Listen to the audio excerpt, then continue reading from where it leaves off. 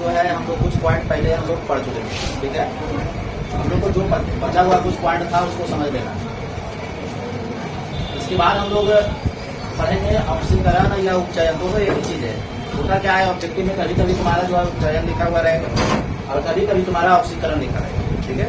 उसी तरह अवकरण लिखा रहेगा या कहीं कहीं तुम्हारा उसका अपचयन लिखा रहेगा। तो दोनों समझ जाना है कि अवकरण या अपचयन दोनों एक ही चीज है, ठीक है।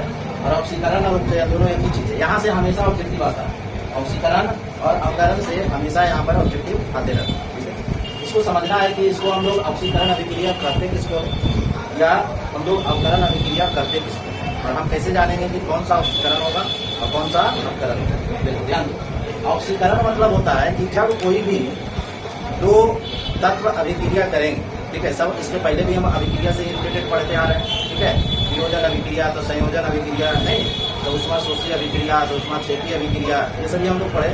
उसी प्रकार है ऑक्सीकरण। तो ऑक्सीकरण अभिक्रिया हम कैसे जानेंगे कि ऑक्सीकरण अभिक्रिया, तो ध्यान रखना है ये सभी क्वेश्चन को हमेशा हम लोग जो ऑप्शन दिया रहेगा, जो एग्जाम्पल दिया रहेगा, जो ऑब्जेक्टिव पॉइंट दिया रहेगा, उसी पर से हमेशा उसको हम लोग क्या करेंगे, ध्यान से करके ऑक्सीकरण और अवकरण को जानकारी प्राप्त करेंगे। होता क्या है कि ऑक्सीकरण नाम आ रहा है ऑक्सीकरण, ठीक है, लेकिन अब उपचयन रहेगा तो यहाँ ऑक्सीकरण की बात नहीं आ रहा।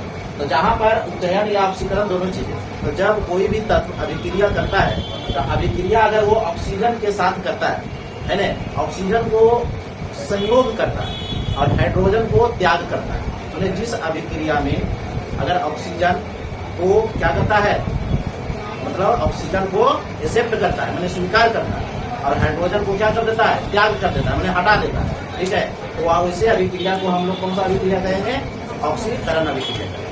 नहीं, वैसे अभिक्रिया को हम लोग कौन सा अभिक्रिया करेंगे, ऑक्सीकरण। देखो होता क्या है, जैसे हम कार्बन, यहाँ ऑक्सीजन, तो कार्बन क्या किया, ऑक्सीजन के साथ संयोग किया, क्या संयोग।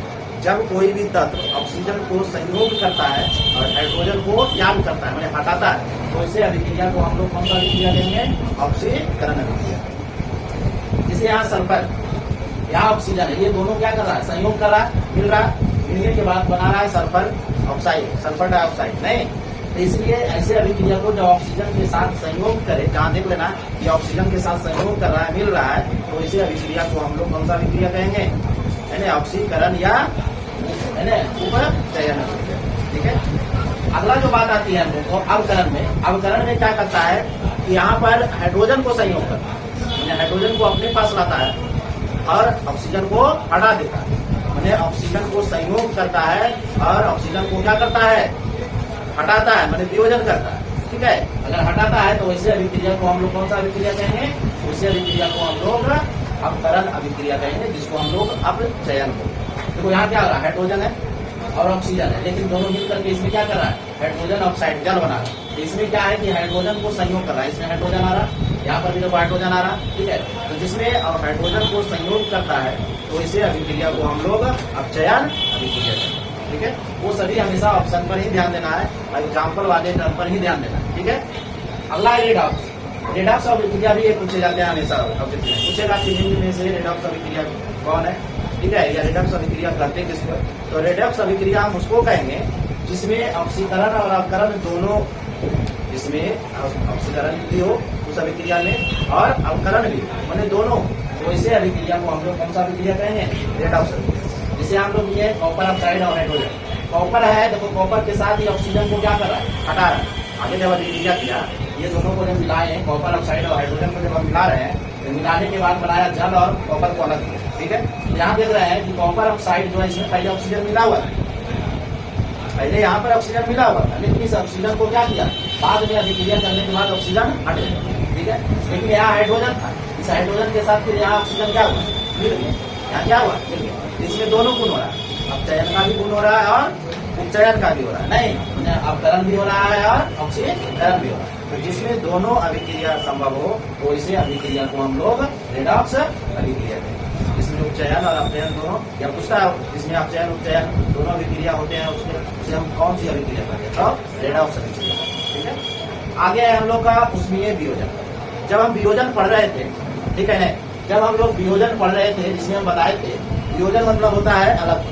जैसे है कि अगर हम लोग है ना, अगर हम लोग कैल्शियम हाइड्रोक्साइड ले लेते हैं, नहीं, इसको हम लोग कैल्शियम ऑक्साइड और प्लस जल दोनों को अलग कर, जब हम वियोजन पढ़ रहे थे, संयोजन और वियोजन पढ़ रहे थे तो शुरू में था, ठीक है। अभिक्रिया जब हम बता रहे थे वहाँ संयोजन और वियोजन, संयोजन मतलब होता है मिलना, वियोजन मतलब होता है अलग अलग। मतलब जब कोई भी अभिक्रिया करे, है ना, जब कोई भी तत्व अभिक्रिया करे, अगर दो तत्व मिल करके एक नया तत्व बनाता है तो इसे को हम लोग संयोजन अभिक्रिया करते हैं। लेकिन जब एक तत्व टूट करके दो या दो से अधिक तत्वों में विभक्त हो जाता है, बढ़ जाता है, तो इसे को हम लोग वियोजन अभिक्रिया। अब उसी में नाम आ जाता है उष्मीय वियोजन, उसी में नाम आ जाता है विद्युतीय वियोजन, उसी में नाम आ जाता है प्रकाश वियोजन, ठीक है। नाम तीनों में वियोजन लगा हुआ। ठीक है, बात है कि ये तीनों को अलग अलग परिभाषित हम कैसे करें और कैसे जानेंगे कि तीनों अलग अलग, ठीक है। ये चीज ध्यान रखना है कि जब हम कोई भी अभिक्रिया एक तत्व को अलग कर रहे हैं, दो या दो से अधिक तत्व, लेकिन अलग करने के समय में अगर उसे ऊष्मा की जरूरत पड़ जाती है, जब तक ऊष्मा नहीं मिलेगा तब तक वह अलग नहीं होगा, ठीक है। इसलिए जब वियोजन की बात आती है, जब उसको हम अलग करना चाहेंगे, दो भागों में बांटना चाहेंगे, ठीक है, तो उसको जब तक हम गर्म नहीं करेंगे, जब तक उसको ऊष्मा नहीं देंगे, तब तक वो अभिक्रिया करके दो भागों में बटेगा नहीं, ठीक है। तो जिसमें ऊष्मा की जरूरत पड़ जाती है और ऊष्मा के साथ संयोग कर दो या दो से अधिक तत्व में क्या हो जाती है, विभक्त हो जाती है, बढ़ जाती है, तो वैसे अभिक्रिया को हम लोग कौन सा अभिक्रिया कहेंगे, वैसे अभिक्रिया को हम लोग वियोजन अभिक्रिया, ठीक है। फिर अगला वही बात है कि जो हमारे पास एक तत्व है, उस तत्व को हम दो भागों में बांटना चाहेंगे, ठीक है, तो उसमें विद्युत की जरूरत पड़ेगी, माने विद्युत करंट की जरूरत पड़ेगी। जब तक उसे हम विद्युत नहीं देंगे तब तक हम करंट उसमें नहीं देंगे, जब तक करंट नहीं मिलेगा तब तक वो नहीं बढ़ेगा। माने करंट मिलने के बाद अगर एक तत्व को दो या दो से अधिक तत्वों में अगर विभक्त कर देता, बांट देता है, तो वैसे अभिक्रिया को हम लोग कौन सी अभिक्रिया कहेंगे, विद्युतीय वियोजन अभिक्रिया, ठीक है। फिर होता है प्रकाश। फिर वही बात है, हमारे पास कोई एक तत्व है, ठीक है, हमारे पास कोई भी एक तत्व है और उस एक तत्व को हम लोग क्या करेंगे, वियोजन करेंगे, बांटेंगे, ठीक है ना। उस तत्व को हम लोग क्या करेंगे, वियोजन करेंगे और बांटेंगे। तो उसको जब हम बांटना रहता है, जैसे हम लोग सिल्वर क्लोराइड ले लेते हैं, AgCl, ठीक है। जब सिल्वर क्लोराइड को हमें दो तत्व में बांटना होता है, सिल्वर को अलग करना हो और क्लोरीन को अलग करना हो, तो इसमें क्या करना पड़ेगा, प्रकाश की जरूरत पड़ेगी। इसको क्या जरूरत पड़ेगा, सूर्य का प्रकाश। सूर्य के प्रकाश में अगर इसको हम रख देते हैं तो रखने के बाद क्या होता है कि चांदी अलग हो जाता है और क्लोरीन क्या हो जाता है, अलग हो जाता है, ठीक है। चांदी अलग और क्लोरीन अलग। क्लोरीन एक गैस है, अगर उसको हम सूर्य के प्रकाश में रखते हैं तो धीरे धीरे वो क्लोरीन गैस क्या हो जाएगी, अलग हो जाएगी। कब अलग होगी, जब उसे हमें क्या मिलेगा, प्रकाश। जब सूर्य का प्रकाश मिलेगा तभी अलग होगा। तो हमारे पास जो भी तत्व है, उस तत्व को अगर हमें अलग करना है, तो अलग करने के लिए अगर कुछ तत्व ऊष्मा के द्वारा अगर अलग हो रहा है तो उसे ऊष्मीय वियोजन कहेंगे। अगर वो विद्युत के द्वारा अलग हो रहा है तो उसको हम लोग विद्युतीय वियोजन कहेंगे। जो प्रकाश के द्वारा अलग हो रहा है उसको हम लोग प्रकाशीय वियोजन, ठीक है। फिर आता है दहन। नहीं, क्या आता है, दहन। दहन तो हम लोग नाम सुने नहीं, दहन का हम लोग क्या है, नाम सुने। कहता है किसी पदार्थ के ऑक्सीजन में जलने पर, कोई भी पदार्थ को अगर हम जलाते हैं, कोई भी पदार्थ, तो उस जलाने के दौरान में हमें ऑक्सीजन की आवश्यकता पड़ती है। जब तक हमें ऑक्सीजन नहीं मिलेगा तब तक कोई पदार्थ नहीं चलेगा, ठीक है। किसी पदार्थ को अगर हमें जलाना होता है तो ऑक्सीजन अति आवश्यक है, जब तक ऑक्सीजन नहीं मिलेगा तब तक नहीं चलेगा। तो वही कहता है कि किसी पदार्थ के ऑक्सीजन में जलने पर ऊष्मा एवं प्रकाश उत्पन्न करता है, उसी को हम लोग क्या कहते हैं, दहन करते हैं। क्या कहते हैं, दहन करते हैं। नहीं, अब होता है, उसके बाद आता है ज्वलन। उसके बाद क्या आता है, ज्वलन। ज्वलन भी है जो उसमें कहता है कि वह न्यूनतम ताप, जैसे कोई चीज को जलाना है, जैसे हमारे पास एक डस्टर है, मान के चलो एक ये पेन, ठीक है, या कोई कागज ले लेते हैं, नहीं कागज ले लेते हैं, अगर हम कोई कागज ले लेते हैं, एक ये मात्रा ले लेते हैं, हम माचिस की तिमली को जलाएंगे, जलाने के दौरान में दोनों को साथ में ही रखें, कागज को भी और इस्तेमाल कर दो। अगर दोनों को साथ में रखेंगे तो पहले कौन जलेगा, कागज जले। कागज क्यों जला, क्योंकि कागज को जलाने के लिए न्यूनतम ताप बहुत कम चाहिए। बहुत कम ताप पर क्या होता है, तुरंत लग जाता है। लेकिन इसको जलाने के लिए थोड़ा और टेम्परेचर चाहिए, उन्हें और तापमान चाहिए।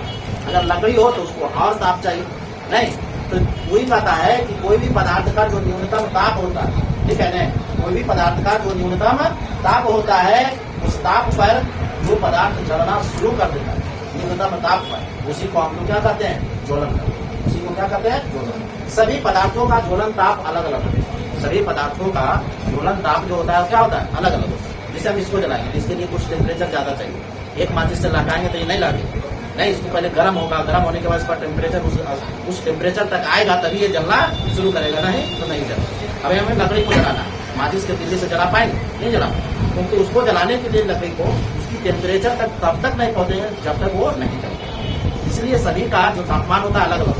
जैसे लोहा को हम लोग गर्म करते हैं, तापमान टेम्परेचर, तो लोहे का टेम्परेचर अलग होता है ना, 1500 डिग्री के आसपास होता है। मैंने उतना डिग्री तक हम उसको टेम्परेचर देंगे तभी लोहा तपेगा, तभी वो मुड़ेगा। नहीं, इसीलिए कहा जाता है कि जो भी वस्तु है वो सभी का टेम्परेचर अलग अलग होता है। ठीक है, यहाँ जो हम ये टर्म लिखे हैं, इस चीज को पहले भी हम लोग लिखा चुके हैं, hydrogen, helium, lithium, beryllium, carbon, oxygen, ऐसे सब। नहीं, ये जो हम लिखे हैं जहाँ कहाँ से लिखा हुआ है क्या? लिथियम Li से सूचित करते हैं, पोटेशियम को हम लोग A से सूचित करते हैं, सोडियम को हम लोग Na से सूचित करते हैं, कैल्शियम को हम Ca से सूचित करते हैं, मैग्नीशियम को Mg से सूचित करते हैं, एल्यूमिनियम को Al से सूचित करते हैं, जिंक को Zn से सूचित करते हैं, आयरन को Fe से सूचित करते हैं। इसी प्रकार नाम और संकेत हम लोग लिखे हैं। ये इतना इसलिए लिखे हैं कि यहाँ पर कहता है कौन सा धातु इस धातु के को हटा सकता है। ये जो हम लिखे हैं क्रियाशील धातु, क्रियाशील मतलब होता है कि वह कौन सा धातु है जो अधिक क्रियाशील हो। मैंने कोई भी, जैसे कोई चीज अगर उसको जल की मात्रा मिल जाए, नमी की मात्रा मिल जाए, तो वो तुरंत उसके साथ क्या करता है? सहयोग कर लेता है, तुरंत उसके साथ मिल जाता है। नहीं, मिल करके वो क्या करता है? उस धातु को दूसरे धातु में क्या करता है? परिवर्तित कर देता है। ठीक है, तो इसे यहाँ पर ये चीज ध्यान देना है हम लोग को। ध्यान देखो, जैसे है कि लिथियम, पोटेशियम, ये सब हम जो लिखे हैं, अगर इसके साथ जल की मात्रा मिल जाए, सोडियम, ये सभी अगर जल की मात्रा मिल जाए, नमी की मात्रा मिल जाए, तो तुरंत नमी के साथ, जल के साथ ये तुरंत संयोग कर देता है। और संयोग कर करके क्या करता है? ये सोडियम ब्लास्ट हो जाता है, ब्लास्ट हो जाता है। सोडियम एक ऐसा धातु है, सोडियम एक ऐसा धातु, इसकी चर्चा कई बार होगी। सोडियम एक ऐसा धातु है जो सबसे मुलायम धातु माना जाता है। ये तीनों का तीनों मुलायम, लेकिन ज्यादा करके क्वेश्चन आपको यहाँ सोडियम करना है। लिथियम भी मुलायम है, पोटेशियम भी मुलायम है, ठीक है, और उसके बाद सोडियम भी मुलायम। ये तीनों ऐसा धातु है जिसे आप एक साधारण चाकू से काट सकते हैं, एक साधारण चाकू से काट सकते हैं। जैसे हम लोग नारियल खाते हैं ना, नारियल जो होता है उसका भाग जिस तरह से हम लोग उसको आसानी से चाकू से काट के खा लेते हैं, उसी तरह से ये भी धातु, इसको चाकू से आसानी से काटा जा सकता है। तो आपसे क्वेश्चन भी पूछा जाता है कि वह कौन सा धातु है जिसे चाकू से काटा जा सकता है? तो उसका आंसर देना है सोडियम। अगर सोडियम नहीं है तो ऑप्शन में देना है पोटेशियम, अगर पोटेशियम नहीं है तो देना है, ठीक है, तीनों तो रहेगा नहीं। लेकिन अगर तीनों ऑप्शन में रहेगा तो आंसर कौन देना जाता? सोडियम, ठीक है। लेकिन सोडियम नहीं रहा तो फिर पोटेशियम, पोटेशियम नहीं रहा तो ये तीनों धातु को चाकू से आप आसानी से काट सकते हैं। ये भी पूछा जाता है सबसे मुलायम धातु कौन सा? सबसे मुलायम धातु कौन सा है? तो सबसे मुलायम धातु लिथियम सबसे ऊपर में, उसके बाद पोटेशियम भी, उसके बाद सोडियम। अगर लिथियम है तो लिथियम मारेंगे मुलायम, लिथियम नहीं तो उसके बाद पोटेशियम, पोटेशियम नहीं तो फिर सोडियम। ये सबसे मुलायम धातु। सोडियम एक ऐसा धातु है जैसे इसको जल में डालो, जैसी डालो ये ब्लास्ट कर जाता है। इसीलिए कभी कभी कोई जादू दिखाता है तो कहता है हम पानी में आग लगा, नहीं, क्या कहेंगे आपको कपड़े में आग लगा देंगे। होता है ना कि लाइए गमछा, लाइए रुमाल, आपका रुमाल पानी मारेंगे और जला देंगे, नहीं। ये साइंस का कमाल होता है, जादू नहीं होता है, साइंस का कमाल होता है। हमारे कुछ ऐसे केमिकल, कुछ ऐसे रासायनिक पदार्थ होते हैं जो हमारे उस जादू ने, जो जादूगर होते हैं उस रासायनिक पदार्थ को उपयोग करते हैं। जैसे हम मान के चलो एक रुमाल ले लेते हैं, रुमाल में क्या करता है? रुमाल को हमेशा क्या करेगा? वो एगो छोला में या कहीं थैला में पहले घुसाएगा, है ना। अब उसमें क्या करता है? सोडियम का चूर्ण रख देगा, घुसाएगा और सोडियम ऐसे घुसाएगा, सोडियम में ऐसे क्या करेगा? पिसा हुआ सोडियम रहेगा और उसका कोना को क्या करेगा? सोडियम से रगड़ देगा, नहीं रगड़ देगा। उसके चूर्ण में तो क्या है कि सोडियम का चूर्ण उस रुमाल में तो लग जाएगा, उसको ऐसे झाड़ देगा, कुछ है ये नहीं है, ठीक है, कुछ नहीं है, चलो ठीक है, रखेगा, कहेगा मारिए इस पर पानी, नहीं, पानी लेगा मारेगा, जैसी रुमाल पर पानी इस कोने में मारेगा, ठीक है, वैसे आपका क्या होगा? इसमें सोडियम जो लगा हुआ है तो पानी के साथ बहुत तेजी से अभिक्रिया करेगा और अभिक्रिया करने के बाद वो लग जाएगा, बताएगा वहां जादू हो गया, सही में पानी मारा लग गया, नहीं। तो सोडियम जो होता है वो पानी के साथ बहुत तेजी से अभिक्रिया करती है और उसमें बहुत ब्लास्ट भी होता है, ठीक है, बहुत तेजी से ब्लास्ट होता है। इसलिए ये जो हम लोग लिखे हैं ये बहुत काम देगा। ये अभिक्रियाशील धातु है, सबसे ज्यादा अगर पूछेगा सबसे अधिक क्रियाशील धातु कौन है तो लिखिए। ये क्या करता है, ऑप्शन पर बनता है। ऑप्शन पर क्या बनता है कि इसमें मान के चलो ऊपर से ऑप्शन 4 गो नहीं दिया, अगर ये 4 गो दिया तो आंसर कौन होगा, लिखिए। अगर यहाँ से ऑप्शन नहीं देकर के यहाँ से 4 को देगा तो आंसर कौन हो जाएगा, एलसीएम। अगर यहाँ से 4 को ऑप्शन देगा तो आंसर कौन हो जाएगा, ठीक है ना, ये हो जाएगा। अब इसमें आए कि सबसे कम क्रियाशील धातु कौन होता है, तो सबसे कम क्रियाशील धातु कौन है, सबसे नीचे कौन है, प्लेटिनम सबसे बड़ा, उसके बाद सोना, उसके बाद चांदी। देखता है सोना को कहीं भी नाली कचरे या कहीं भी सोना अगर गिर गया या रह गया तो सोना में कभी जंग लगता है, कभी खराब होता है, नहीं खराब होता है, नहीं खराब होता है। इसलिए नहीं खराब होता है कि सोना एक ऐसा धातु है जो जल या नमी के साथ अभिक्रिया नहीं करता है, वो स्वतंत्र होता है, किसी के साथ वो मतलब नहीं रखता है ना, वो केवल जो है अभिक्रिया नहीं करता है। चांदी भी नहीं करता है ना, चांदी भी पहनोगे कहीं रख दो तो उसमें जंग लगता है, नहीं लगता, गंदा हो जाएगा धीरे धीरे। सही चांदी रहेगा तो जल्दी उसकी चमक नहीं जाएगी, ठीक है। हमारे कुछ सोने की भी कलर चल जाती है, कलर जाने का कारण क्या है जानती हो, कि उसमें सोने की मात्रा कम है और तांबे की मात्रा ज्यादा है। हम बताए थे कि जब भी कोई आभूषण बनाया जाता है ना पहनने के लिए सोने का, तो केवल सोना नहीं रहता, सोना शुद्ध सोना 22 कैरेट का होता है, 24 कैरेट का होता है। शुद्ध सोना कितने कैरेट का होता है, 24 कैरेट। और शुद्ध सोने का आभूषण नहीं बनाया जाता, तो इतना मुलायम होता है ना कि वो पहनोगे, बन भी जाएगा, पहनेगा तो तुरंत हो जाएगा, थोड़ा रहने करो, रहने ना पड़ जाएगा, ठीक है ना। तो इसलिए उस तरह का पहनने पर वो क्या होगा, बार बार टूटेगा, बार बार जब टूटेगा तो वैसे उसको आभूषण बनाना संभव है, इसलिए उसमें क्या मिलाया जाता है, कॉपर, तांबा। अब कॉपर है कि 100% मान के चलो 100% है, ये 99% से माना जाता है, ठीक है। तो 100% है तो 100% में, ठीक है ना, इसमें 25% क्या करता है कि मिला 75% सोना रहता है, 25% जो है तांबा मिलाता है, तांबा मिलाता है, तभी आभूषण बनता है। अब वही तांबा किसी में ज्यादा मिला दिया और सोना का मात्रा कम हुआ, इसीलिए उसकी रंग में क्या हो जाती है, परिवर्तन दिख जाता है, चमक कम जाता है। नहीं तो कहता है कि हमारा ये सोनार क्या किया, है ना। तो वही बात है, ये सारी चीजों पर ध्यान रखना है हम लोग को, ठीक है। तो सबसे अधिक पूछेगा तो सबसे अधिक क्रियाशील धातु है ना, तो लिथियम, उसके बाद पोटेशियम, ये ऑप्शनल पर है। सबसे कम है तो सोना ज्यादा करके पूछता है, जैसे प्लेटिनम, प्लेटिनम सबसे कठोर धातु, प्लेटिनम क्या है, सबसे कठोर धातु, नहीं प्लेटिनम क्या है, सबसे कठोर धातु, ठीक है। धातु के बारे में हम लोग चलते हैं, पहले बताना है कि सबसे कठोर पदार्थ कौन सा है, सबसे कठोर पदार्थ, सबसे कठोर पदार्थ कौन सा होगा, सबसे कठोर पदार्थ कौन होगा।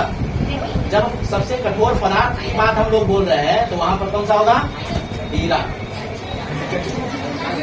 क्या होगा, हीरा।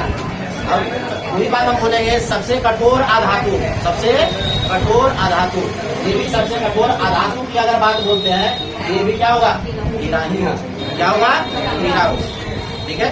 अगला क्वेश्चन, सबसे कठोर धातु, वहां पदार्थ और अधातु की चर्चा की, यहाँ धातु की चर्चा हो, सबसे कठोर धातु, सबसे कठोर धातु, बोलिए, सबसे कठोर धातु प्लेटिनम, कौन होगा, प्लेटिनम, नहीं सबसे कठोर धातु प्लेटिनम। सबसे हल्का धातु, सबसे हल्का धातु लिथियम, सबसे हल्का धातु लिथियम, नहीं सबसे भारी धातु, सबसे भारी धातु ओस्मियम, सबसे भारी धातु ओस्मियम, ठीक है। अच्छा, वह कौन सा धातु है जो विद्युत का सुचालक होता है, सबसे अच्छा सुचालक माना जाता है, तो वह कौन सा धातु विद्युत के लिए सबसे अच्छा सुचालक माना जाता है, चांदी, कौन होगा, चांदी। अगर चांदी नहीं रहेगा तो क्या होगा, तांबा। ऑप्शन में अगर चांदी नहीं रहा तो तांबा। हम लोग घर के वायरिंग में कौन सा तार का उपयोग करते हैं, तांबा, क्योंकि चांदी बहुत महंगा है, इसलिए उसका वायरिंग तार नहीं बनाया जा सकता, है ना। उसके बाद आता है हमारा कौन सा धातु है जो विद्युत का सुचालक होता है, कौन सा धातु है जो विद्युत का सुचालक होता है, ग्रेफाइट। अधातु है लेकिन विद्युत का क्या होता है, सुचालक, तो कौन होगा, ग्रेफाइट। कौन सा धातु द्रव अवस्था में रहता है, कौन सा धातु द्रव अवस्था में रहता है, कौन सा धातु है जो द्रव में रहता है, पारा, कौन होगा, पारा। कौन सा अधातु द्रव अवस्था में रहता है, कौन सा अधातु द्रव अवस्था में रहता है? ब्रोमीन। कौन होगा? ब्रोमीन। ठीक है। कहता है सबसे क्रियाशील अधातु कौन है? अधातु सबसे क्रियाशील, जैसे धातु बता रहे हैं ना, उसी धातु कौन होगा? क्लोरीन। कौन होगा? क्लोरीन होगा। नहीं,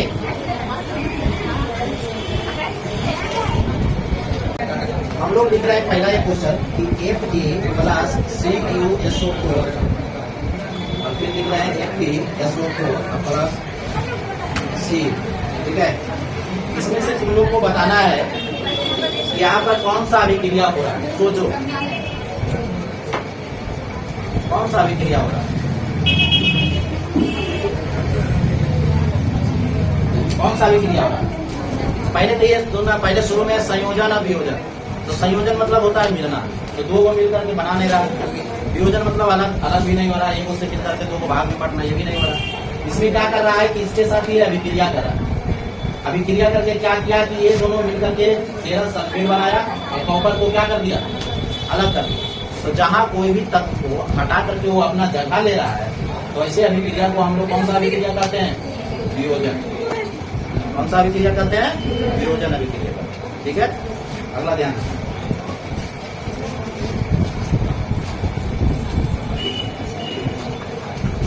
जैसे वियोजन है विस्थापन बोलेंगे ना, विस्थापन क्या बोलेंगे? विस्थापन। वियोजन मतलब तो अलग होता है। नहीं, क्या बोलेंगे? विस्थापन। ध्यान दो। दूसरा में हम लोग ले लिए calcium carbonate, calcium oxide plus CO2। देखो यहाँ बताओ कौन सा अभिक्रिया होगा? कौन सा अभिक्रिया होगा? यहाँ पर एक ही तत्व है, ये क्या हुआ? दो भाग में टूट गया। कौन सा अभिक्रिया होगा? वियोजन। वियोजन मतलब क्या होता है? अलग होना।